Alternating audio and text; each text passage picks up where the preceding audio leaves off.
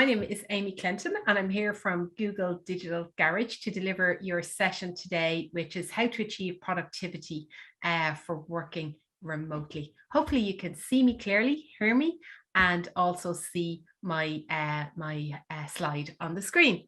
I'm joined today by Sarah, who's our moderator in the chat. So I want to thank Sarah. She's been busy working with me all morning, and this is our last session of today. So let's give it our best. So just a little bit about me before I start. I'm a digital marketing consultant by trade, but I also work in the area of employability and career skills. And like many of you out there, I have been working remotely for what feels like years now. I think years, a couple of years, isn't it? And definitely a year in it. And yeah, learning as we go. So if it is a thing that you are working quite a bit from home, we hope that this will, or maybe you're considering a job that requires you to work from home for the first time, you've never worked from home before. Hopefully this session will be helpful in helping you to overcome some of the challenges, because we know it can be challenging. I think initially we were all seduced by this idea that it would be permissible to work from home. But once the novelty wore off, we realized that actually, wow, this is like a little bit overwhelming. It's very different. I'm struggling with, keep dividing my lines, keeping the lines separate between personal and home, personal and work life, and it can all get a little bit overwhelming, and we don't know where the work day ends and where the personal part of your day or your home life begins. So hopefully we'll teach you some tricks and strategies for working that all out here today and for achieving maximum productivity within the hours that you do work in. We will be pausing throughout the session for questions. Sarah will be able to answer some of your questions in the chat, and some of the questions we'll address rather out loud to the group, because they might be beneficial for everybody. We do want to say to you, make sure you fill in the feedback form, because we are always trying to improve the quality of the sessions and we're keen to get your feedback on the session.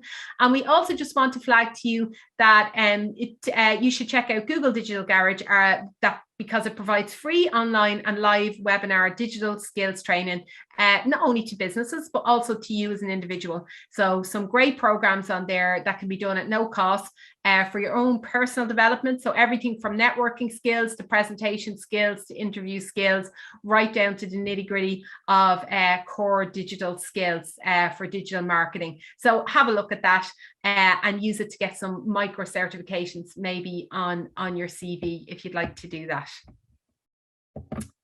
So without further ado, let's get stuck in, so that I'm sure you're all ready for your lunch at this stage. So let's end on a high note and give this one our best shot. We'd love to hear from you in the chat. We'd love to hear about your struggles with working from home, or maybe you're at that stage where you're considering what it might all be like, or maybe you're considering taking a job because you're changing jobs because your own job doesn't allow you to work from home and other jobs do. So specifically what we're going to be looking at is, how do you create a healthy work environment, both physically and mentally? We're going to look at productivity tools and how you can implement those tools to enhance your productivity. We are also going to look at how we can build practices to enhance our focus and sort of manage our well-being. So very important there. So let's get started. So quick question for you. Why did you decide to join today's session? So what motivated you to join this session today? We'd love to hear from you in the chat. It will enrich the session from everybody if we get more examples. So you can tell us, why you joined the session, what you hope to learn more about.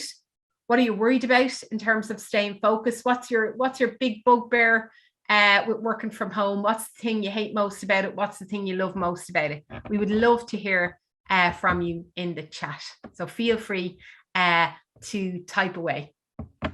So how do we create a healthy work environment? How do we create a healthy work environment? Well, first of all, we need to think about, what are our biggest challenges when working from home? What sort of challenges have you come across? Again, feel free to put your answer in the chat. We'd really, really like to hear from you. The next slide includes the key challenges, and we will explore how we can actually mitigate those in the session. For me, I know one of my biggest challenges is, knowing where the work day ends and, home life begins. Disciplining myself to leave the phone behind, to leave the phone on the desk and not have the phone beside me when I'm cooking, continuing to answer emails. It'll be okay for a couple of hours. And because the lines are blurring all the time between our online and our offline lives, it can be more difficult to discern the difference between work life and home life. So that's one of my biggest challenges. Also getting the lighting right when I'm doing remote training calls or having remote meetings. So a bit like what we're doing today. So it's just a small thing, but it drives me nuts because I have to move around my house for personal reasons. So depending on what's happening in my house, sometimes I need to work from different rooms. You're very lucky if you can always work from the same space, because you get the lighting and the heating and everything right in that space. So you don't have to worry about it. But if you have to move spaces, that can be a bit of a challenge. So feel free to share your challenges with us. We'd love to hear from you.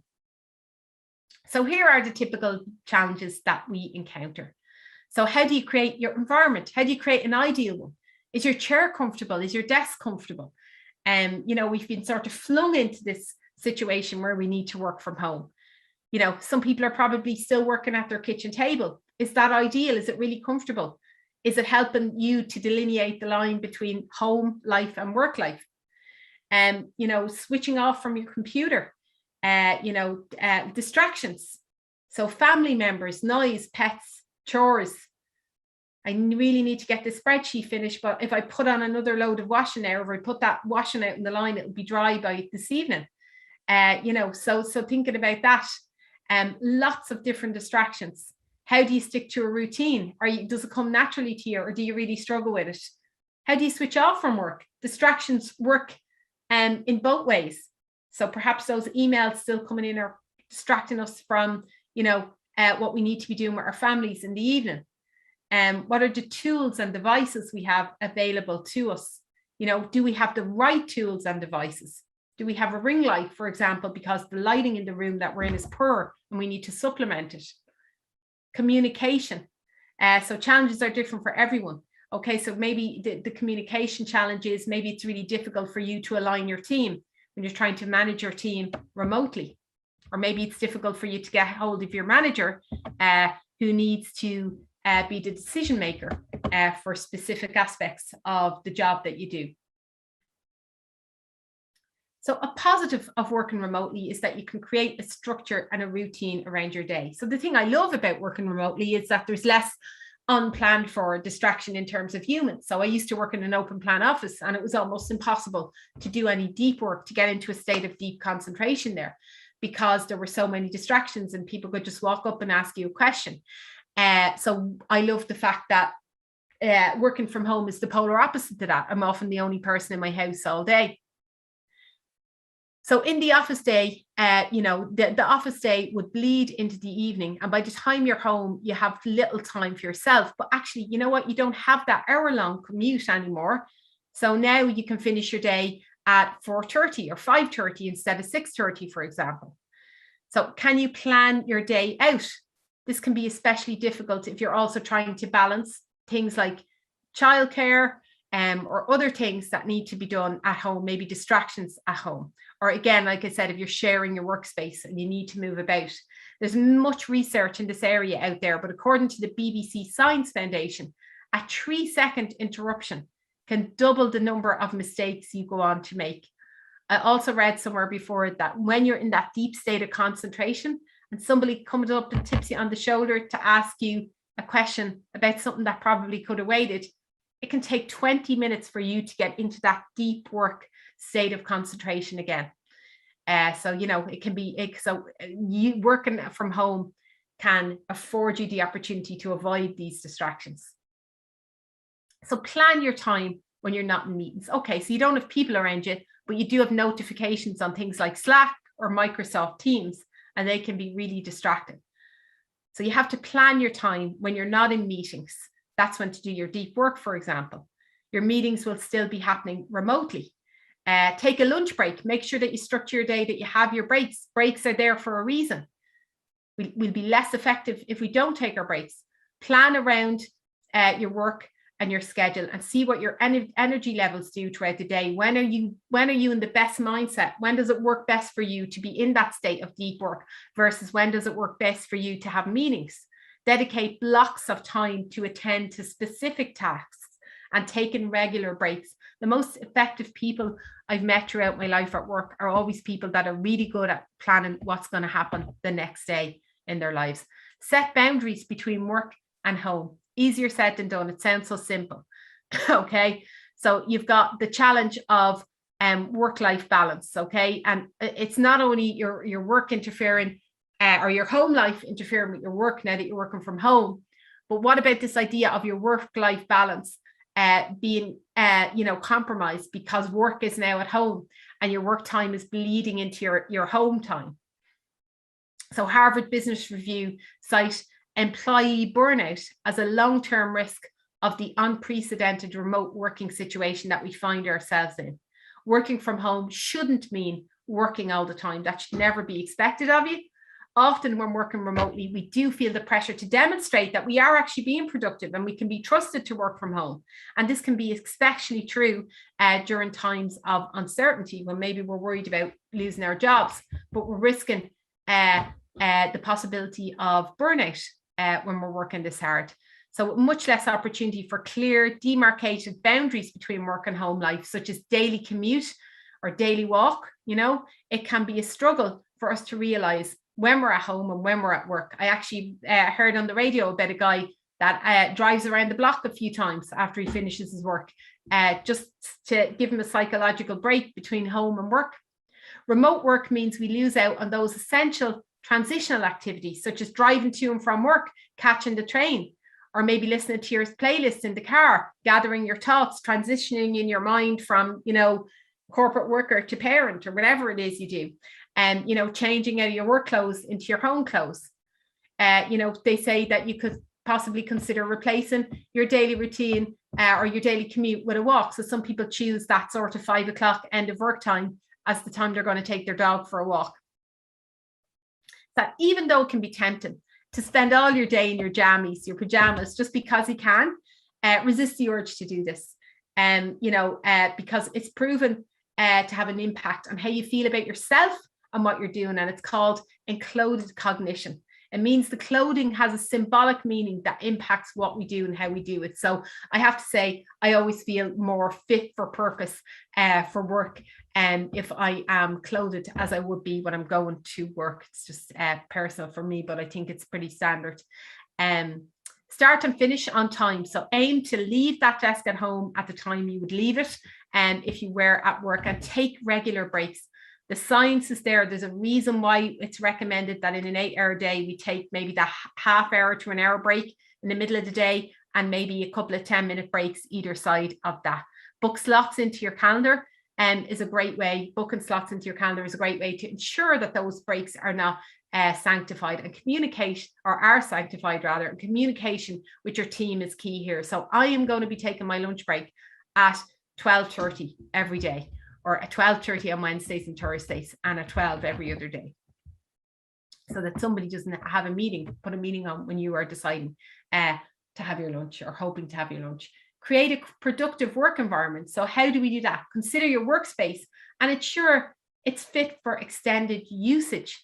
Okay, so we've gone from a situation where remote working was a type of temporary thing, and it was okay maybe to do it at your kitchen table. But now it's becoming more the norm, more the reality than just a passing phase. There are digital tools and resources that you can use, but there are also the physical resources. A poor work environment can affect your efficiency, your morale, and your health. So things like office furniture and spaces in offices are designed to be, ergonomically work. So to work with humans, to be comfortable for you over long periods of time. And while we're working from home, we need to optimize our own work environment to set up for productive work days. You shouldn't be still sitting on a kitchen chair, or if you are, ask yourself, is it comfortable enough? Is your back suddenly really sore by 3 o'clock every day? It's good if you have the space to do so, to create a dedicated space to work from.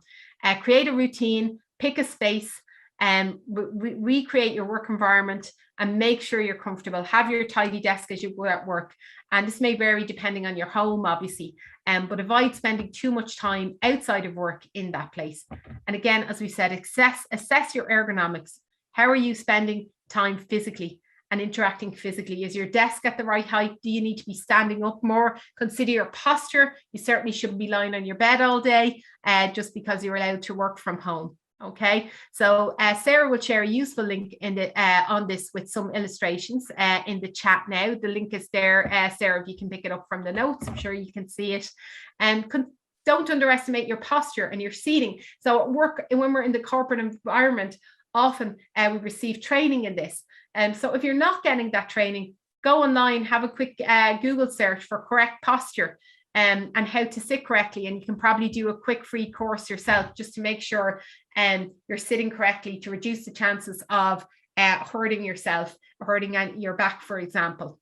Optimize your workplace for light, nature, and air. So having a window or other source of natural light nearby is a quick and easy way to increase your productivity. Definitely works for me. Studies show that natural light, fresh air, and natural elements like plants or even a view of nature can help to reduce your mental fatigue and make it easier to focus for a longer period of time. So again, please feel free to share your experience of this in the chat. If you have any great tips on what works for you, we'd love to hear about that.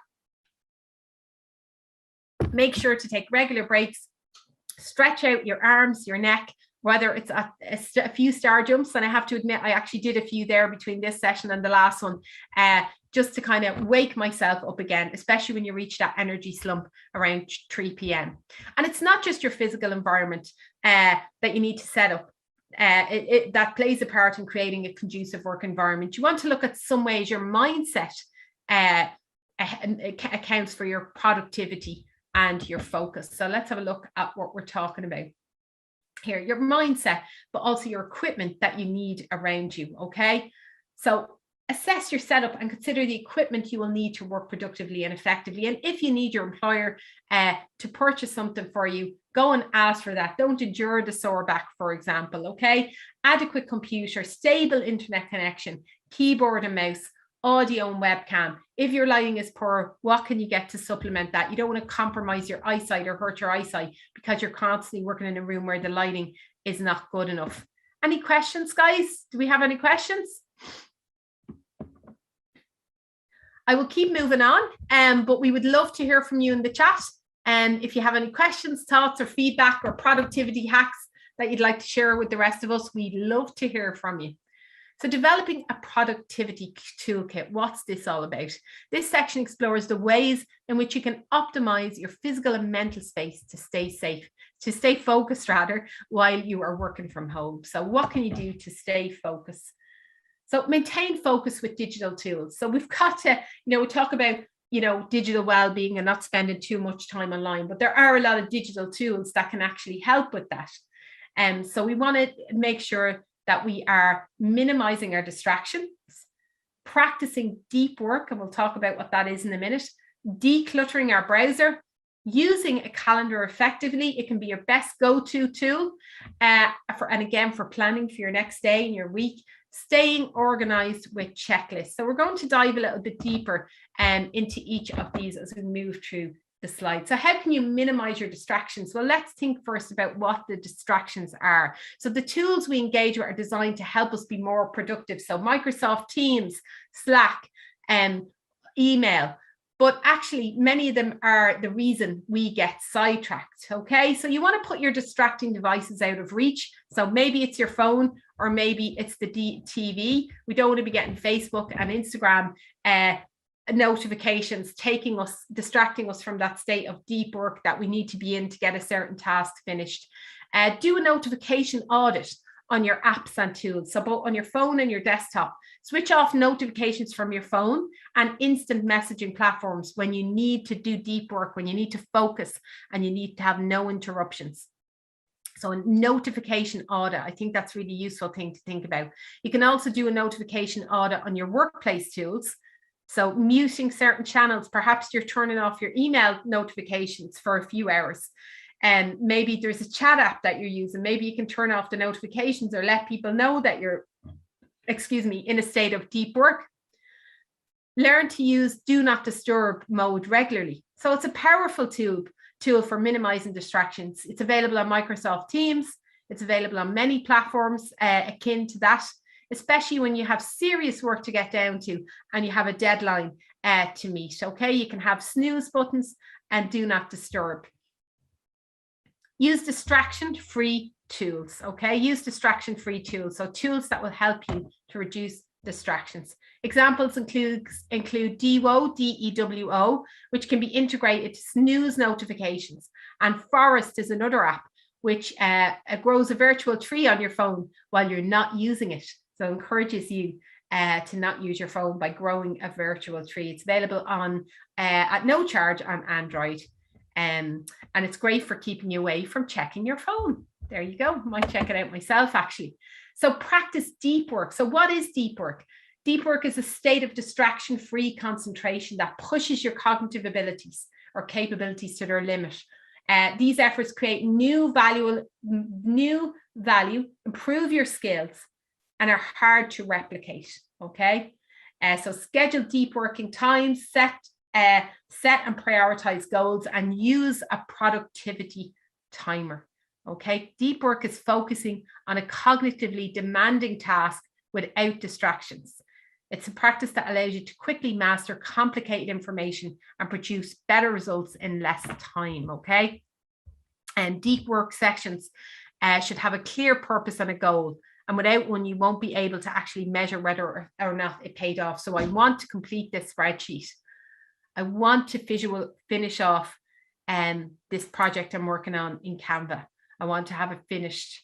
I want to finish off setting up this ad campaign, but I've lots of tasks within that to do this. So I'm going to snooze my notifications. I'm going to let people know I'm on do not disturb for the next 2 hours. I've scheduled my meetings to make sure I don't need to be interrupted. Make sure you prioritize your tasks effectively. So what planning the day before, what tasks, how much time do I need for deep work tomorrow? What do I have to get done tomorrow? Where are my deadlines? And where are the chunks that I can dedicate my week as deep work chunks to get those tasks done? Okay. Dewo, D-E-W-O, monitors and plans deep work time for you and can help you to schedule meetings at optimal times to minimize your disruptions. So that could be something useful to think about. Declutter your browser. Sounds so simple, but it's such a useful and powerful thing to do. You having multiple tabs open makes it hard to find the right tab when you need it, and add up all those milliseconds of delays. Jumping from tab to tab will harm your productivity, and also it can add to that feeling of being overwhelmed and unorganized. So we want to reduce that. I'm working on this now, so I can close those tabs. Tips: you can group related tabs into new windows. Keep tabs related to a particular project in a separate window from your everyday tabs, such as Gmail, and from other project tabs. Clip web pages or bookmark them. So I personally use bookmarking. If you're afraid to close something in case you lose it, just bookmark the page so that you'll be able to easily find it again. You can even put those bookmark pages into folders, where you'll be able to easily find it again. So work in progress or for the future. Practice tab mindfulness. So as with most habits, the best solutions for taming our tab habits is to be mindful and deliberate with each tab we open and think, do I really need this one open? Am I going to abandon it here? No, I'm finished looking at it. I'm actually going to close it. So take a few seconds to close tabs regularly through your morning, for example, that you're not using anymore. Organize your inbox. Again, you can do many free courses if you've never completely mastered Microsoft your Microsoft inbox, Microsoft Outlook. Go and do a quick free course on Coursera or some other site to find out how you can maximize. There's so much functionality on Microsoft Outlook and we rarely use it all, but there are simple things you can do, like organize your workload around your inbox, create folders where emails are sorted to. So things I need to action, things that are pending action, and to create a daily checklist as you go through those.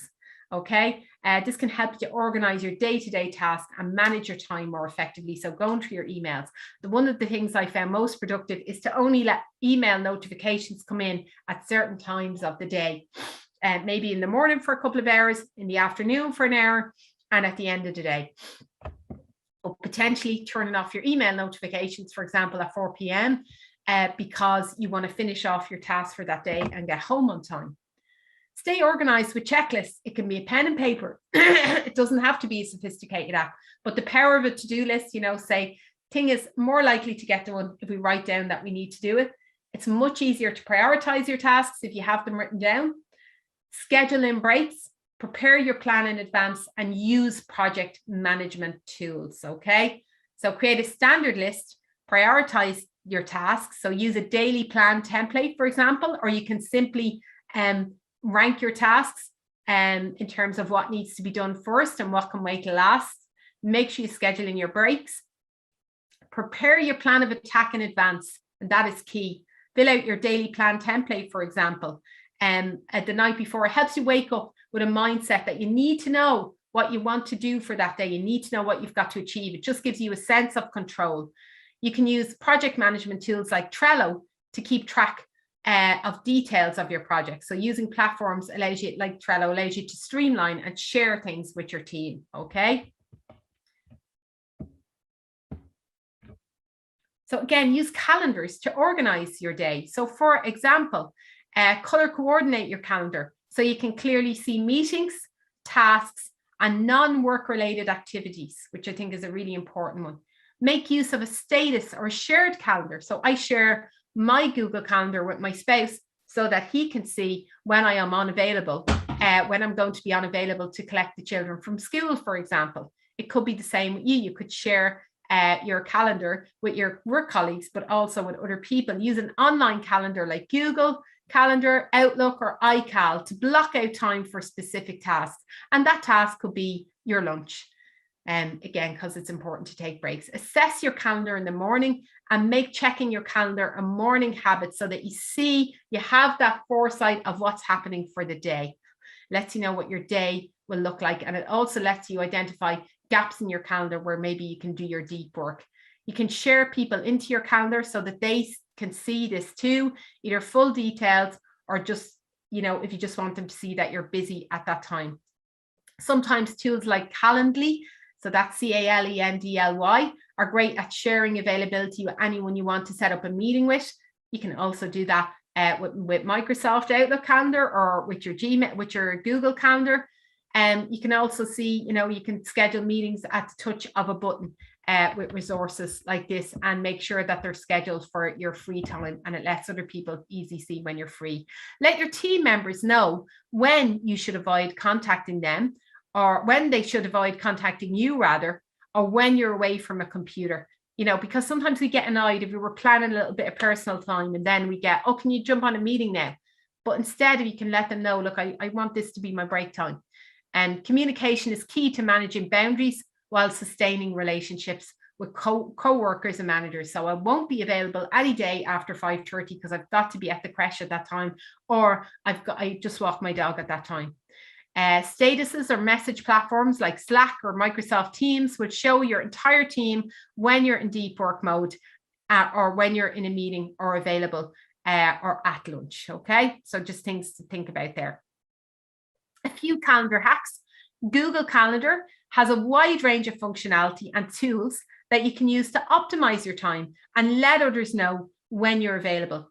Set your working hours, for example, so that team members know when you're online and they can put it in, and they can account for that. You can set your availability status on your calendar and entries, whether you're going to be busy or available. You don't have to give more detail than that. Okay. Schedule meetings more easily with appointment slots that let people choose an available time for your diary or for a meeting. So I can see someone there, and Sarah is saying she sometimes works in 2 blocks and takes a long lunch hour so that you can start when you're too tired. I'm a big user of subscription service and notification apps. Okay, very good. Yeah. Okay, I just wasn't reading the whole sentence there. Let me see that properly. I sometimes work in 2 blocks and take a long lunch hour so that I can start to prepare for dinner before I'm too tired. Oh yeah, and I'm a big user of subscription service and notification apps. Very good. Yeah, yeah, I need to work in chunks. I can't just, and I need to know what I have going on the next day. I need to know that the night before. And I think most people are like that. And I think it's the best way of managing your time as you go through your week. And don't rely on your memory to remember something, get it into that calendar. You're going to end up with double bookings, which is a complete nightmare. Brainstorming sessions. So why are we talking about these? Remember, we're talking about productivity for working remotely. So we do want to be able to achieve those great synergies still with our teams, the ones that we can achieve when we work together at the office in teams. Okay, so brainstorming in a room, a remote room with your team on Zoom or Microsoft Teams is often a crucial part of ideating and developing ideas at work, because we don't want communication to break down. We still want people working in teams. We still want the value of working things out as a team. You can use digital tools. They can help you facilitate brainstorming, even if your dispersed team is working remotely.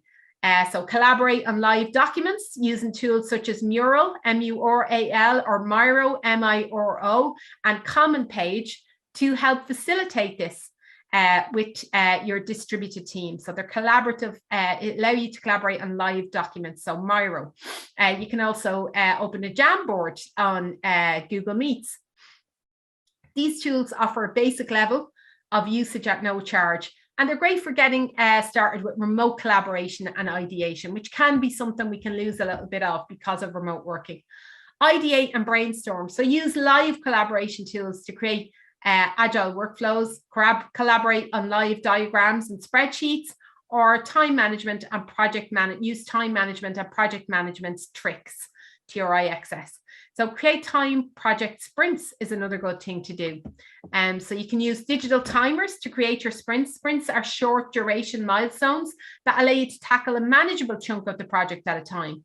To start your sprint, try prioritizing your tasks and estimating the amount of time you need for each task. Try setting a time frame on a task and setting an alarm for when you aim to finish that task. So you could even use your stopwatch on your phone for that, right? Apps such as Cuckoo allow you to create a timer and share it with others. This is great for collaboration sessions or sprints. So you create a room, define a time box, and share the link with your team and get focused. So that app is called Cuckoo, just like bird. So what's in your productivity toolkit? So we've looked at your physical environment, your mindset, and now we're going to look at your productivity toolkit. What tools do you use to help you stay productive, and how do you use these tools? Do you have any examples? Feel free to share it in the chat. So I just love my digital wellbeing app, which is something I've recently embraced on Android. I find it helps me to look my digital usage, my online sort of time I spend online in the eye, and which time I'm spending on Instagram and Facebook, and how I could get me thinking about how I could be using that time more productively. I also find those apps that tell you to get up and walk or get up and do some physical activity because you've been sitting down too long. I find they're really good to remind us to do some exercise. So if you have any productivity tools that you use, please do let us know about them in the chat, because we would love to hear about them. Okay, so staying focused and managing your well-being. So let's have a look at this one. So we want to embrace communication. Embracing communication. So batch your communication time. What do we mean by that? So with emails, set aside, for example, a specific time in the day for when you are going to check your emails. Be brief where you can. So don't ramble when you're communicating. Try not to make personal calls while you're in work mode. Easier said than done. Phone calls, text messages, emails, and chats are useful tools to help you. Be mindful when choosing the medium for communicating with coworkers or clients. So you probably shouldn't be using WhatsApp. Perhaps Microsoft Teams chat is better, for example, because if you go into WhatsApp, you're going to get distracted by maybe your family messages.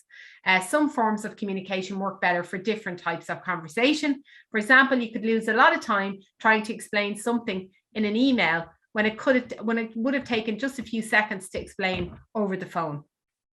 I find we're usually halfway through writing that email when we realize that. I'll just ring the person instead. So consider, scheduling your meetings mindfully. Okay, so we have this saying, that meeting could have been an email. We used to have that saying in my last job, a meeting that could have been an email. And ask yourself that question: could this meeting be an email? Could this email be a phone call? And that's how we get more productive about our communication. So how do we maintain a positive frame of mind? How do we maintain a positive frame of mind? Maintaining a productive and positive mindset can be challenging when working from home. Absolutely. You may be more responsible than ever for managing your time independently. So you don't have your manager maybe coming up saying, is this done, is that done, have we got that finished? Maintaining focus can be really, really difficult, especially if you're also trying to balance, your home stuff. So how do you maintain that? How do you maintain that focus? And how do we keep? So we're going to dig into each of these, using calendars to coordinate your day, maintaining your daily routine, and using your daily checklists. Finding the balance between your virtual and your physical well-being can also be a real challenge. As I said, we live in a world where the lines between our online and our offline lives are just blurring all the time. So how can we find the balance between our virtual and our physical well-being? So you want to reflect and identify problems, take breaks, practice digital well-being, and manage your screen time. So what's that all about? So reflect and identify problems. If anything is getting you down, take some time to figure out why, so that you can begin to build stepping stones to ease the problem. Anxiety, poor sleep, and high screen time can be symptoms of unresolved issues. I had this awful habit of having a quick look at what I was going to be doing the next day on my laptop in bed, and I realized it was totally compromising the value of my sleep. It was taking me much longer to go to sleep after looking at the laptop. So now my laptop is not allowed near my bed. So again, it's about self-awareness. Adopt a pen and paper approach to help identify problems. That can be better for your mind, and begin to figure out solutions. Try doing a brain dump as soon as you wake up in the morning, or when you finish working today, and pause and reflect. Sometimes at nighttime, even if we can't sleep, it can be really helpful to write down the things we're worried about, or the things we're worried we'll forget about the next morning. A sort of to-do list before we go to sleep, but write it. Don't look at the machine, because the light's going to keep you awake. So try doodling when you feel stuck or overwhelmed, for example. Make sure to take breaks. We are designed in such a way that we need breaks, and we are more effective. I have experienced this firsthand, where, I get really stuck on a project. I finally give in and go for a walk. And all of a sudden, when I come back, I've made progress in half the time. I've made significantly more progress in half the time, just because my brain's had a break. It's important to take a step back and take a short break. And remember, not everything needs to be done immediately. Practice digital well-being. So take time away from technology. Can help you. This can help you find more balance.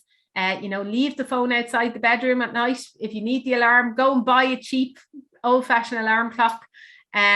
Leave the phone in the office for an hour 2 hours while you have dinner, cook dinner, and have dinner with your family.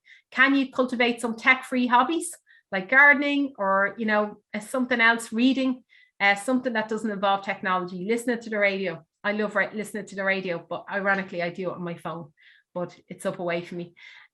So manage your screen time. So there you go with the digital well-being app. It's a great app to help detox from digital.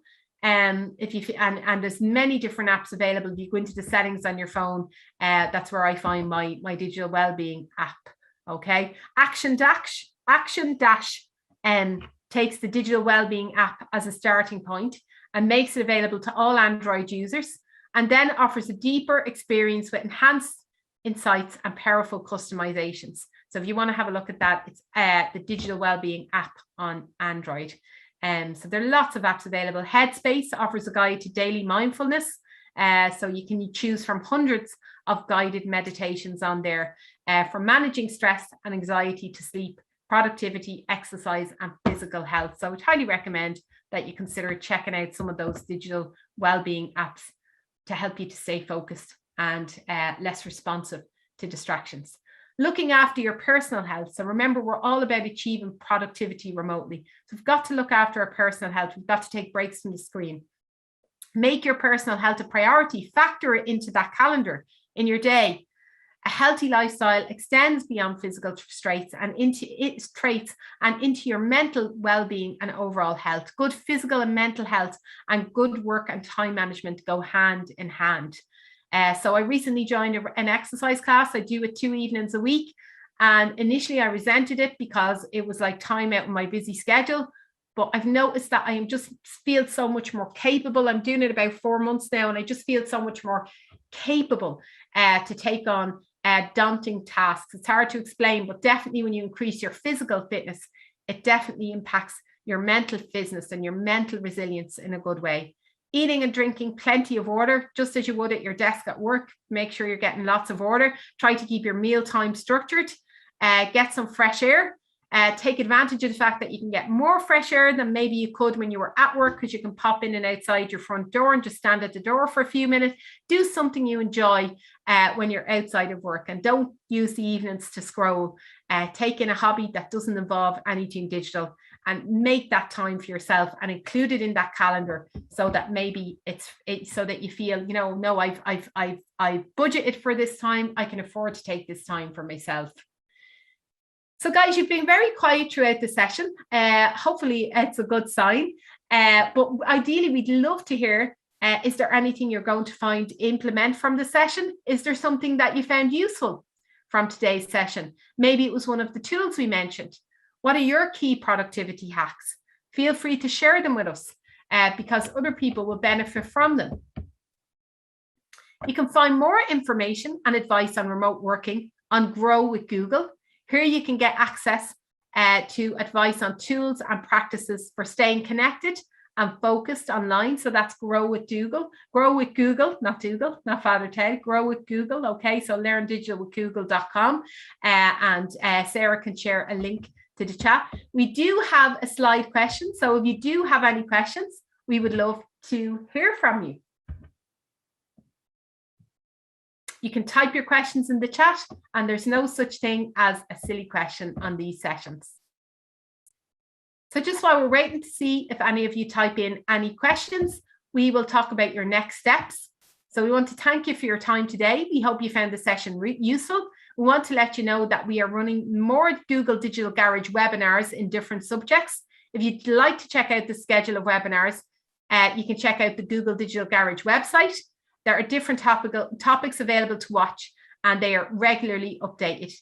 If you'd like to share your experience on social media, please do so. Tell your friends and family by using the hashtag Digital Garage.